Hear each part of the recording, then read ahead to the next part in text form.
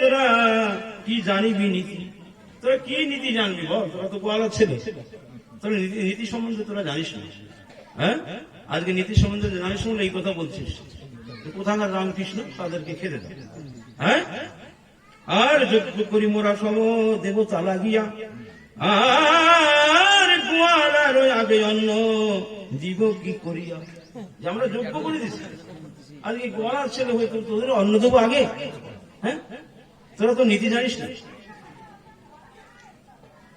যজ্ঞ পূর্ণ হইলে বা পারিতাম দিতে, আর কদাচিত দেওয়া নাহি হইবে আগেতে।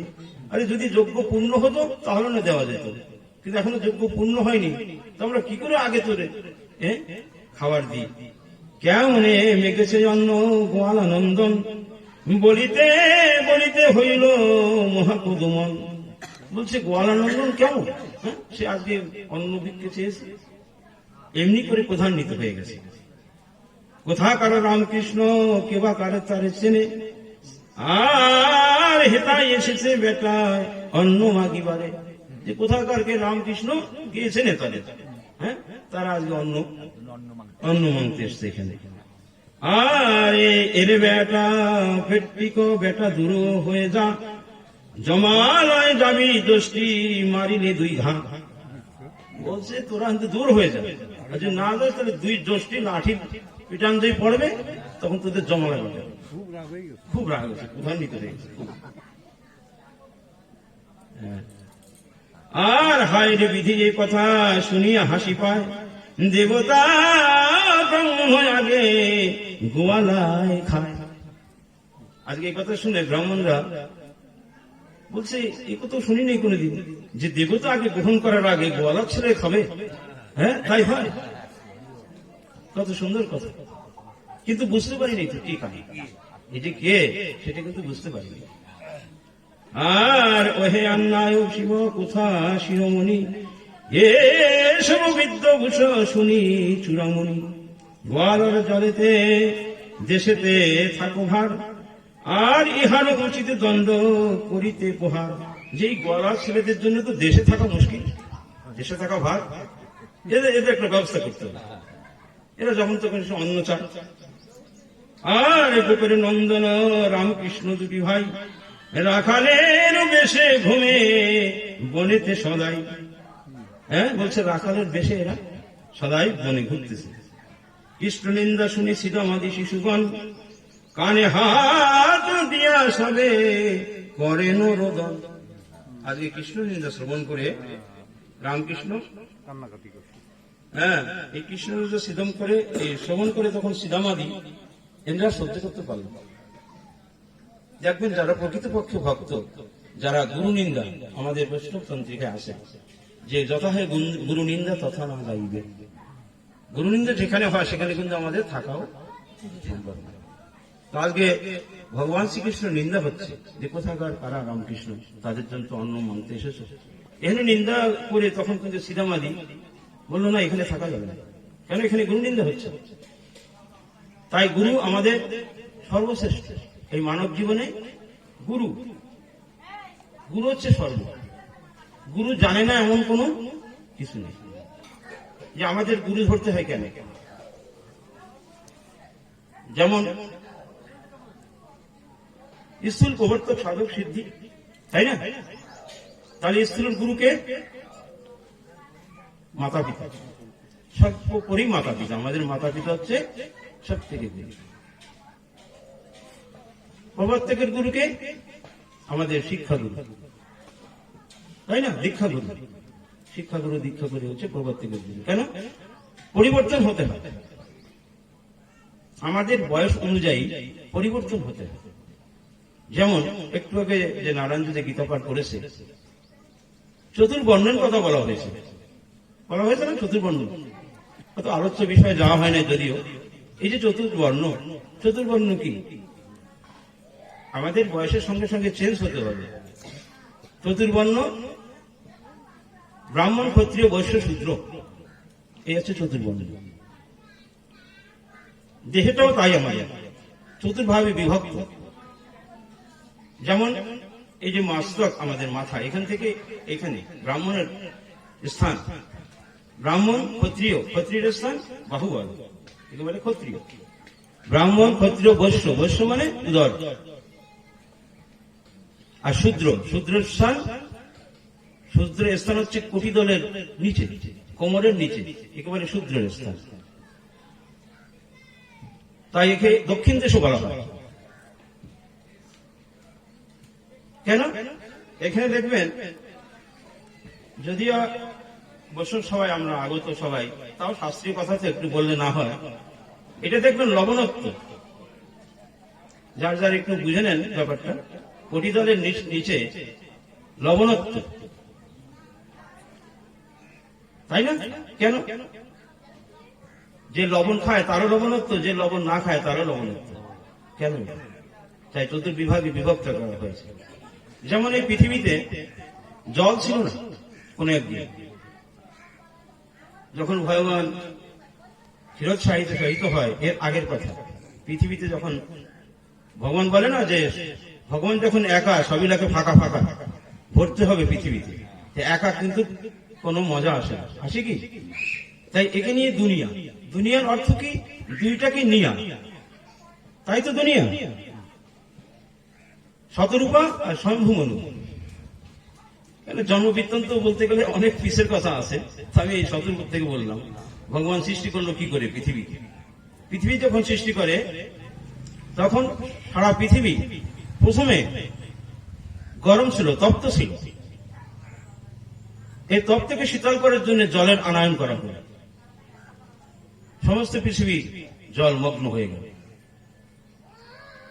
কথাটা একটু খেয়াল দেবেন, একটু বোঝার চেষ্টা করবেন। আমি তো বুঝি না, কিন্তু আপনারা বুঝেন। কেন আমি তো এখানে বলতে নাই, বক্তা হয়ে এসেছি, তাই তো। তো বক্তার কথা কি, সে কিন্তু বক বক করবে। হয়তো আমি ভুলও বলতে পারি, কেন আমি তো বকতেছি, এর মধ্যে ভুলও বেরোতে পারে, কিন্তু আপনারা সেটা ঠিক করে নিন। আপনারা কিন্তু শ্রোতা। শ্রোতা কয় প্রকার বলতে গেলে অনেক কথা। যাই হোক, যখন পৃথিবীতে আসে এই জল, সমস্ত জল জলাময় হয়ে গেল। এই পৃথিবীকে, তপ্ত পৃথিবীকে ঠান্ডা করার জন্য জলের আগমন করা হয়। জলের আগমন করার পরে এই জল কোথায় গড়ালো? ধীরে ধীরে দেখবেন জলের স্থান যেটা, যেদিকে নিচু সেদিকে কিন্তু গড়িয়ে যাবে, তাই না? এই গড়াতে গড়াতে কোথায় গেল? নদী, এই যে ছোটখাটো নালা, নদী ধীরে ধীরে সাগরে পরিণত হলো। কোথায় গিয়ে একাকার হলো? গঙ্গাসাগর, তাই তো। এই যে গঙ্গাসাগর, গঙ্গাসাগর কোথায়? আমি যেখানে কথাটা বলতে যাচ্ছি, এটা হচ্ছে দক্ষিণ দেশ। গঙ্গাসাগর দক্ষিণে না? আমাদের যে এই যে কটিতলের স্থান, এটা দক্ষিণ দেশ বলা হয়। গঙ্গাসাগরের জল লবণত্ব না? আমারও দেখবেন লবণত্ব। এই কথাটা আসলে এইটাকে যদি ভালো করে বোঝানো হয় অনেক সময়ের দরকার। তাই এই গঙ্গাসাগর সর্বশ্রেষ্ঠ বলা হয়েছে। আবার সব তীর্থ বারবার, গঙ্গাসাগর একবার, ঠিক আছে? যে গঙ্গাসাগরে স্নান করলে একবার এই ইহজগতের পাপ সব দূরীভূত হয়ে যায়। তাই তীর্থে আমরা যেতে চাই। কেন? এই যে পঞ্চ পাণ্ডব যখন ছিল, এরাও কিন্তু গঙ্গা স্নান করেছে। কোথায়? সেই গঙ্গাসাগর। এই পাপকে দূরীভূত করার জন্য পৃথিবীতে আমরা যে মানব হয়ে এসেছি, অতীব ভাগ্যের ফলে। এত বড় সহজ অন্য যুগে নেই। অন্য যুগে ছিল কি? এত সহজ ছিল না। ভগবানকে পেতে গেলে অনেক কষ্ট করতে হতো, কিন্তু এই যুগে অনেক সহজ। অথচ সেই সহজ পদ্ধতি তো আমরা পেতে চাই না।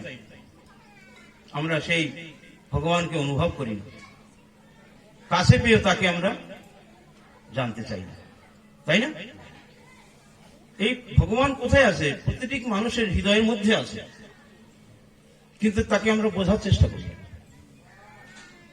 তাকে স্পর্শ করার চেষ্টা করি।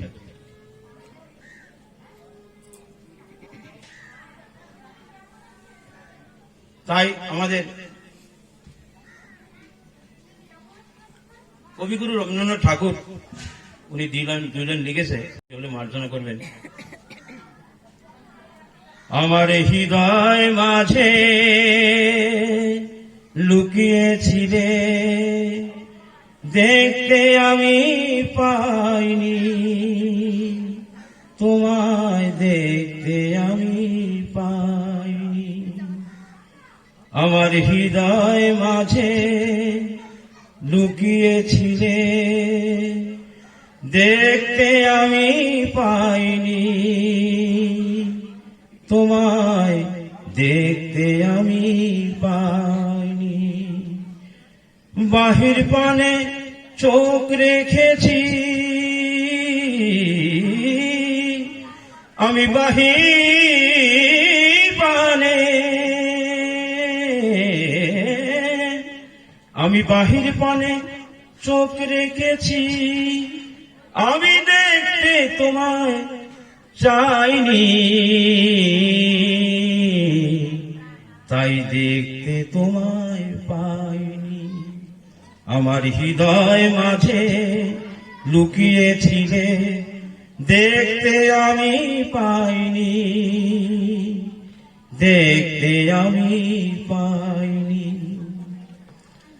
আমার সকল ভালোবাসায়, সকল আশায়, সকল ব্যথায়, আমার সকল ভালোবাসায়, সকল আশায়, সকল ব্যথায় তুমি ছিলে আমার কাছে, তুমি ছিলে আমার কাছে, আমি দেখতে আমি যাইনি,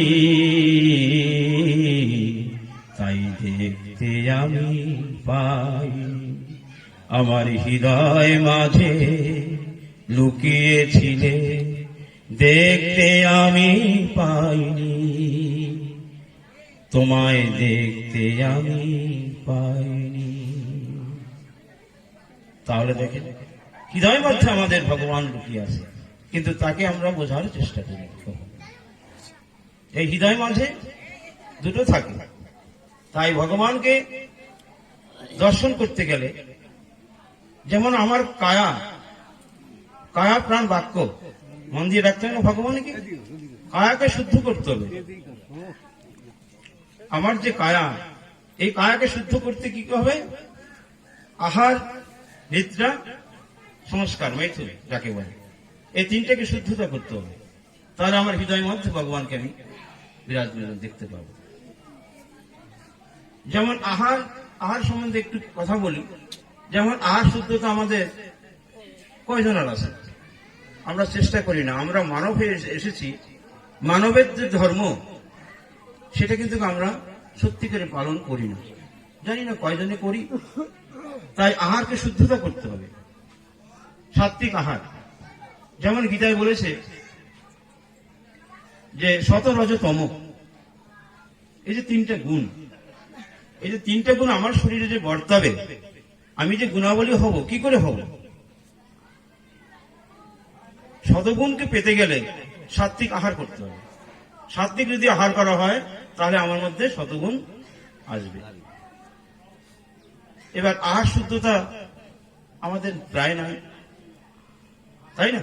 আহার আমরা যে ভজনা করি, এই তো ভজনা করে যাচ্ছি, কিন্তু ঠাকুর কি ডাক শুনবে? হৃদয় মাঝে যে আমি কি আসন দেব, বসাবো তাকে, সেই হৃদয়টা কি পবিত্র আছে? আজকে যে আমি আসনে বসেছি, এটা ব্যাসের আসন, আমার না।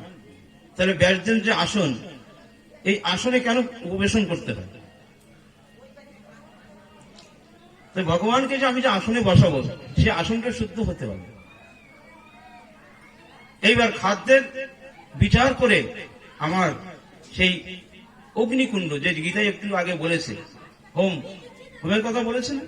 হোম কাকে বলে? প্রকৃতপক্ষে হোম হচ্ছে এই যে আমাদের দেহে জঠর অগ্নি বলা হয়। আমাদের এই যে আমরা ভোজন করি, যেটা এটা জঠর বলা হয়, তাই তো? এই জঠর, একে বলা হয় জঠর অগ্নি, অগ্নিকুণ্ড। এটা কিন্তু সবসময় প্রজ্বলিত আছে, জ্বলছে। আমরা যা কিছু খাই তা কিন্তু হজম হয়ে যায়। এই হজম কে করে? যেমন ব্রহ্মা যদি আহুতি দেওয়া হয়, ঘি ইত্যাদি যা যজ্ঞ করি আমরা, যা কিছু দিই, ব্রহ্মা কিন্তু সেটা গ্রহণ করে নেয়। কাষ্ঠ দিলেও জ্বলিয়ে ছাই করে দেয়, ঘি দেন তাও নিয়ে নেবে, যা কিছু দেওয়া হয় সেটা কিন্তু নিয়ে নেবে। তাই আমাদের যে জঠরগ্নি, এই জঠরগ্নিতে যা আমরা দিই কেন, আমরা মুখ দিয়ে দিই তো, এটা যা কিছুতে মনে করেন হজম হয়ে যাবে, তাই না? কিন্তু আমাদের বিচার করতে হবে যে যেটা যোগ্য দেওয়ার সেটা যাতে দেব।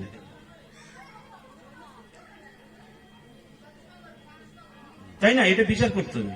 বিচার করতে হবে কিসে? জ্ঞানে। তাই গীতা একটু বলছে জ্ঞান শ্রেষ্ঠ। আমরা যে মুখে যেটা তুলে দেব সেটা সত্যিকারে আমাদের খাদ্য কিনা, সেটা জ্ঞানের মাধ্যমে দিতে হবে। আমরা কতটা জ্ঞানী? যেমন 10 ইন্দ্রিয়, 5টা কর্মেন্দ্রিয়, 5টা জ্ঞানেন্দ্রিয়, তাই তো? মুখটা হচ্ছে কর্মেন্দ্রিয়, সে কিন্তু বোঝে না, আর জিভটা হচ্ছে জ্ঞানেন্দ্রিয়। কেন? জিভ্বায় দিলে কিন্তু বোঝা যায় এই যে মিষ্টি না টক না তিতো, দেখলেন? তার কিন্তু জ্ঞান আছে। হঠাৎ যদি আপনি তিতো দেন, কবে ওরে বাবু উস্তাদ তিতা খাবো না, ও জিভ্বায় কিন্তু জানে ওটা কিন্তু তিতা। আর যদি রসগোল্লা দেওয়া হয় না ওটা মিষ্টি, ওইটা জানা আছে। তাহলে এই যে জ্ঞান, জ্ঞান বলবে আমি দেব কিনা, জ্ঞানকে আগে অর্জন করতে হবে। জিহ্বার টেস্ট নেবে, যদি অখাদ্য হয় যা কিছু হয়, ধরেন খেতে তীক্ষ্ণ লাগছে, তখন কিন্তু আমি ফেলে দেবেন। জিহ্বা হ্যাঁ এটা চলবে না, ফেলা। ঠিক আছে? তার জ্ঞান আছে, মুখের জ্ঞান নেই। মুখ তো হা করবে, যাও যাও যাও যাও, অগ্নিকুণ্ডে চলে যাবে। এইবার অগ্নিকুণ্ডে যদি চলে যায়, তাহলে এই জঠর অগ্নি, সে তো চলছে অগ্নি, আপনি যা কিছু খাচ্ছেন সে নিয়ে নিচ্ছে। কিন্তু প্রকৃতপক্ষে শুদ্ধতা দিতে হবে এই অগ্নিতে। যেমন আমরা যজ্ঞ করতে গেলে, হোম করতে গেলে আমরা যজ্ঞে আহুতি দিই কি? বিশেষ করে ঘি। তো ঘি কেন আহুতি দিই? ঘির মধ্যে কি আছে?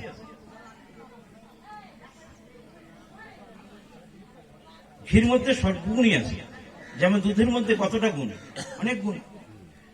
দুধ খেলে আর কিছু লাগে না। তাই রামদেব বাবা অনেক সময় দেখবেন বলে যে मैं तो ज्यादा नहीं पीता हूं, सिर्फ दूध पी के सो जाता हूं, বলে না? দুধের মধ্যে এত শক্তি, অথচ সেই দুধের দাম কিন্তু কম। আমরা সেটাকে সেবা করি, কয়জনে করি? আজকাল 1 কিলো দুধ কিনতে গেলে ধরেন 30 টাকা, আর অন্যান্য ওই তুলনায় খাদ্য কিনতে গেলে তার দাম কিন্তু 80 টাকা, ঠিক না? 100 টাকা, 150 টাকা, টাকা অনুযায়ী তার গুণাবলী বেশি, কিন্তু সেইটা আমরা উপভোগ করি না, করিও যদি কম পরিমাণে। কেন? এটা আমাদের বুঝতে অসুবিধা হচ্ছে, যার জন্য আমরা করি না। ওই যে বলছে জ্ঞান শ্রেষ্ঠ, আমাদের জ্ঞানের একটু কমই আছে, যার জন্য আমরা অধিক ফলো করি না। তাই জ্ঞান মানব জীবনে এসে সত্যিকারের যে মানব ধর্ম, আমরা কি কি ধর্ম নিয়েছি সেজন্য দেখলে হবে না। যে যে ধর্ম নিয়েছি, যার যার ধর্ম অবলম্বন করেছি, সব ধর্মই শ্রেষ্ঠ, আমি ছোট বলছি না কাউকে, কিন্তু মানব ধর্ম সর্বশ্রেষ্ঠ। দেখবেন পশুদের মধ্যে যদি এটা বাঘকে, যেমন ওরা হচ্ছে মাংসাহারী জীব, তাই দেওয়া হলে যদি সেখানে ঘাস দেওয়া হয়, ও কি খাবে? খাবে কি? ও ধর্ম পালন করবে, না খেয়ে মরে যাবে, তা কিন্তু ঘাস খাবে না, খাবে কি? আর আমরা মানব হয়ে সত্যিকারের যে খাদ্য সেটাকে আমরা পরিত্যাগ করছি, যা তা খাচ্ছি, অনেক সময় দেখা যায়। এটা নিজেকে নিজে শুধরাতে হবে, চেষ্টা করতে হবে। চেষ্টা করলে কেন হবে না? সবই হবে, সবই সম্ভব। মানব পারে নাকি? মানবের মধ্যে সর্বশ্রেষ্ঠ গুণ রয়েছে, তাই তো দুর্লভ মানব। এমন দুর্লভ মানব জন্ম পেয়ে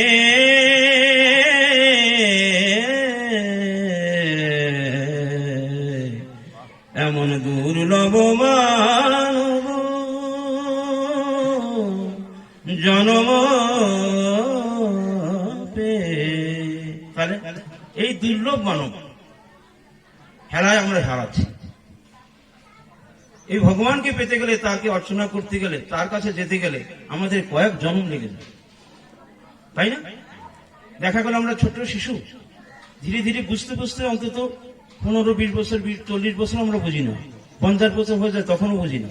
অনেকে আছে 70-80 বছর বয়স হয়ে গেছে, এখনো দীক্ষা নেয়নি, বলছে এখন আমার সময় হয়নি। আর কবে সময় হবে? দেখেছেন? তাহলে বুঝতে বুঝতে আমাদের দিবা অবসান বেলা হয়ে যাচ্ছে। এ জন্মে আর দেখা গেল বোঝাই হলো না, চলে গেল।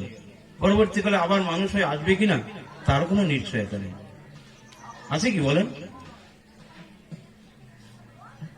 তাই সময় থাকতে আমাদের এই গুরুর পদে, গুরুর কাছে সমস্ত কিছু পাওয়া যায়।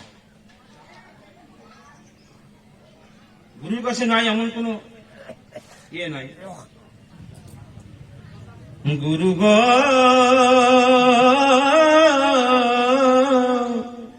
আমার পাপের অপরাধ কি ক্ষমা হবে না। এই যে গুরু সব জানে। আর গুরু গো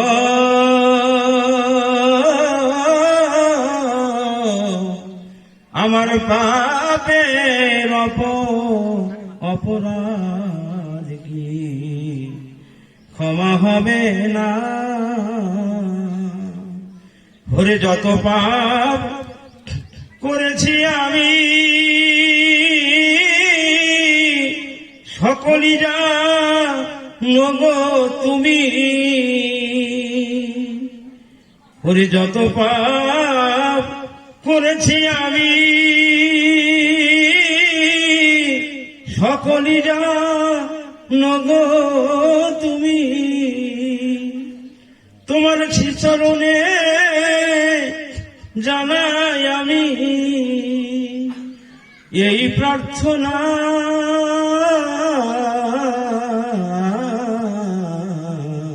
গুরু ক্ষমা হবে না। গুরু গো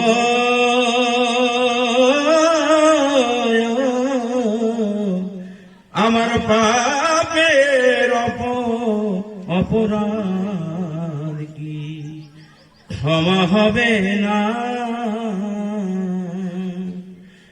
ওরে আমি ভেবে দেখি মনে মনে সাধুর সঙ্গ আলাপনে ওরে হরির নাম সংকীর্তনে আমি হরির নাম সংকীর্তনে একদিন গেলাম না।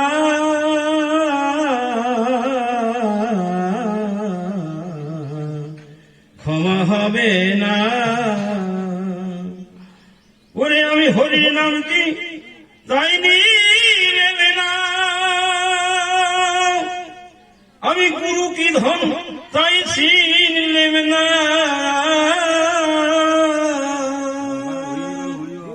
ওরে হরির নাম কি তাই নিলেম না, আমি গুরু কি ধন তাই চিনলেম না। এই চক্ষু থাকতে হলে আমি দুই চক্ষু থাকতে হলে আমি হলেম দিন কানা।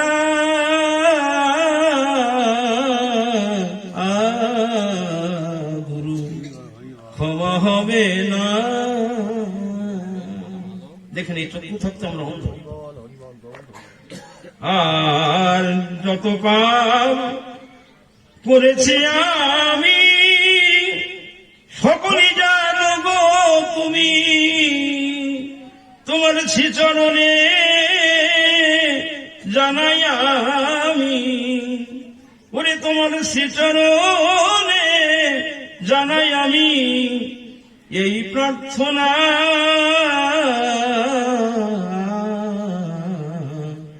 গুরু ক্ষমা হবে না। ওরে পাপের দেহ পাপে ভরা,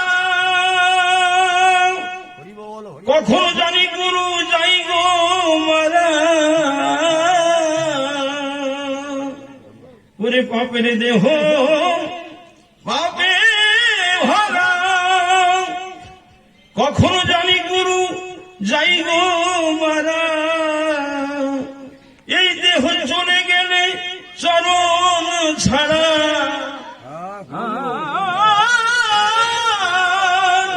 এই দেহ চলে গেলে চরণ ছাড়া। আমায় কোনো না গুরু ক্ষমা হবে না গুরু গো ও আমার পাপে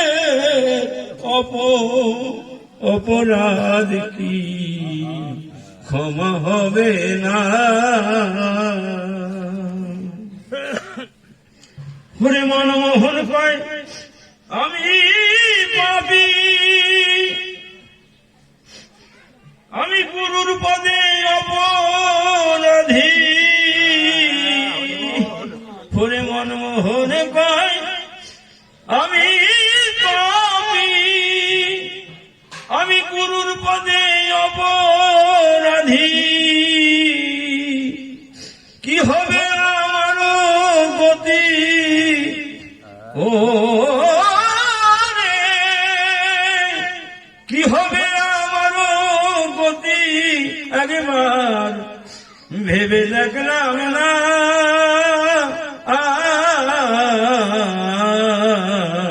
গুরু ক্ষমা হবে না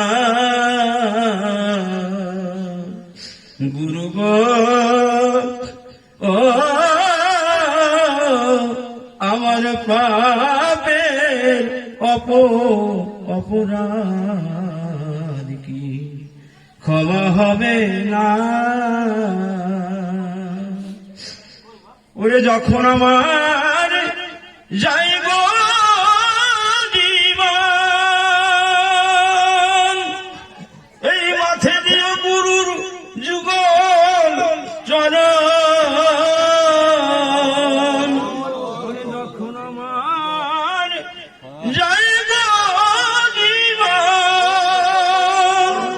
এই মাথে দিও গুরুর যুগল চরণ ওরে নইলে হবে জমের কারণ নইলে হবে ওরে নইলে হবে এই জমের কারণ বারণ হবে না গুরু ক্ষমা হবে না গুরু গো ও আমার পাপের অপরাধ কি ক্ষমা হবে না গুরু গো ও আমার পাপের অপরাধ কি ক্ষমা হবে না হরি বল হরি বল।